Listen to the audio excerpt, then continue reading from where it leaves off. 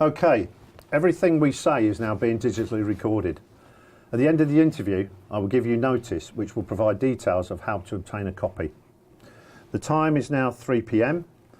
The interview is taking place in the Ridings Police Station. I am PC 241 Martin Clark of the Road Policing Unit. Please could you state your full name and date of birth? Michael Brown, date of birth 5th of February 1971. Thank you. Also present is your solicitor. Could you please state your full name, date of birth and the company that you work for? I'm Alan Michael Border, date of birth 13th of December 1960, and I'm representing ABS Solicitors. Thank you very much. What I must now do is caution you that you do not have to say anything, but it may harm your defence if you do not mention when questioned something which you later rely on in court. Anything you do say may be given in evidence. Do you understand the caution? Yeah, but I just don't understand what I'm doing here. Obviously everything will be explained to you as we progress through the interview. Okay? This interview is to discuss your company's involvement in a fatal incident that took place this morning on Eldene Drive, involving a vehicle operated by your company and a pedestrian. I have some questions that I would like you to answer for me. Firstly, can you confirm that it was your company's vehicle that was involved in the incident, and also who was driving the vehicle? Yeah, it's one of our vehicles, and it was being driven by one of our engineers, Dean Martin. Thank you. Is it you who is responsible for the operation of the vehicles within your business? I suppose so, ultimately. But I do have a manager, Trev Hall, who looks after the daily stuff of allocating jobs and looking after the vehicle fleet.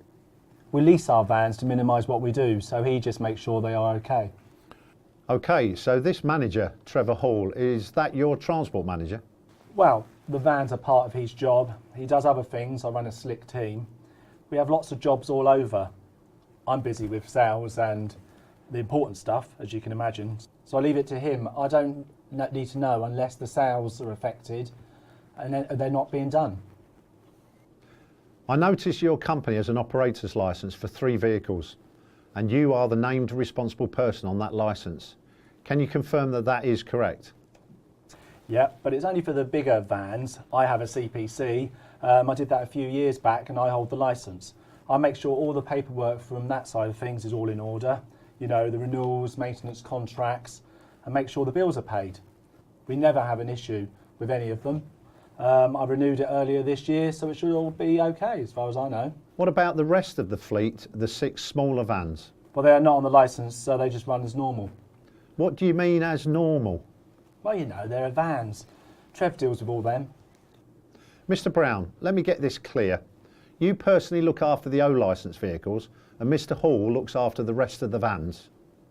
Trev looks after all the vans, including the O-licence ones. I just make sure the paperwork for the O-licence is all in order. The renewal is okay. Okay, so you're not in daily effective control of the fleet then? I suppose not, but it works okay. We don't get into trouble when I try to do the right thing. Okay, Mr Brown, does Mr Hall bring any issues to your attention about running the fleet of vans? We have the odd occasion where there might be, he gets mentions about some speeding or something like that. But that happens in all companies, doesn't it? What about Mr Martin? Has Mr Hall brought anything to your attention about him?